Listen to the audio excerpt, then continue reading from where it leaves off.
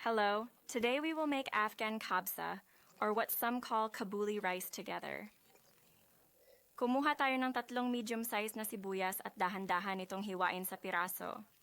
Kalahating tasa ang idinadagdag dito. Mula sa langis. At 1 kutsarang mantikang gawa. Mahalaga ang mantika dahil sa lasa nito. Masarap sa pagluluto. Pagkatapos ay iiwanan natin itong mag-brown ng kaunting oras at magdadagdag ng 3 hanggang 4 na sangkap. Mula sa mga hiniwang karot ng pahabang piraso. Sa ganitong paraan, hayaan natin itong mag-toast ng kaunti. Pumapayag lang siya.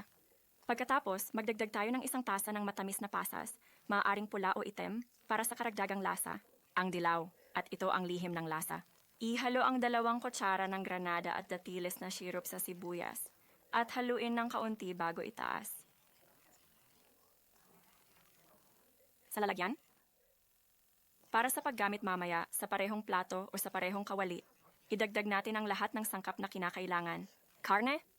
Dapat i-roast ang karne mula sa lahat ng panig nito hanggang sa tuluyan itong magbago ang kulay. At ito rin ay isang mahalagang hakbang sa pagluluto ng ulam na Afghan na kabsa. Kapag nagbago ang kulay nito at nawala ang maliwanag na pulang kulay, magdagdag tayo ng 2 kutsarita ng pampalasa, emgazi mula sa Ibar Company.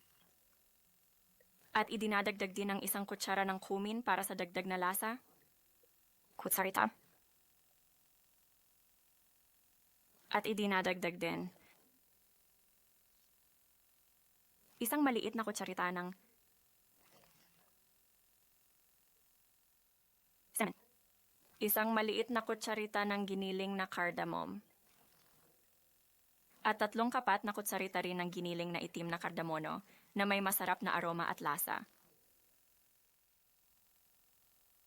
Huwag baguhin ang mga pampalasa hanggang sa makuha natin ang lasa na katulad ng natikman natin na masarap na ito, ang orihinal at malinis. Nana, cinnamon awad, 4 na butil ng maanghang na itim na cardamom at 8 butil ng fragrant na berdeng cardamom.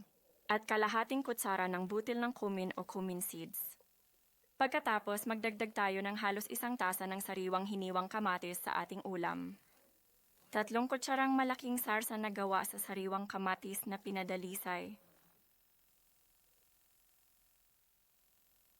Atin itong haluin at takpan hanggang sa lumambot ang mga kamatis. Kung gumagamit ka ng dinurog na kamatis, tiyak na makakatipid ka sa oras at hindi mo na kailangan pang maghintay ng matagal. Balatan ng mga kamatis. Pagkatapos, ilalagay natin ang kalahating dami ng karot. At piniritong sibuyas. Magdagdag tayo ng sapat na tubig na sumasaklaw sa antas ng karne upang ito ay maluto ng maayos. Huwag masyadong marami ang tubig. Takpan lamang ang antas ng karne sa kawali. Hayaan itong maluto ng mga ilang minuto hanggang sa maging maayos. 57 minuto. Ayon sa laki ng hayop sa karne. Sinusubukan namin ang antas ng pagkahinog hanggang umabot ito sa antas ng pagkahinog na 75, 95% ng pagkahinog. Bumababa ang tubig. Ilalagay ang asin dito. Mga halos 2 kutsarita at kalahating kutsarita ng asin.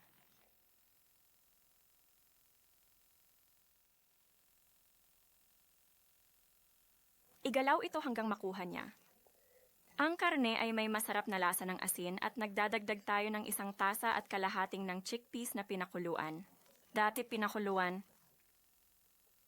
At kalahati at ang iba pang kalahati ng dami ng mga sibuyas at karot.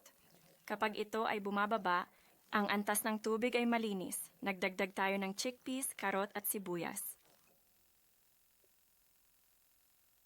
Takpan natin ito hanggang maluto. Pagkatapos, nagdadagdag din tayo ng 1 tasa ng pinakuluang at binalatang almendras. Dito, nagdadagdag tayo ng halos tasa sa kalahating tasa tubig. Ito ay para sa pagluluto ng bigas.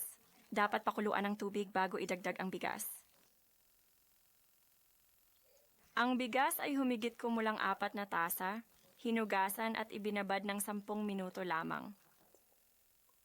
Takpan ang kawali ng maayos at ilagay ang tray sa ilalim mula sa simula upang hindi magkalat ng mantika o likido. Dumikit. mga karot at inihaw na sibuyas.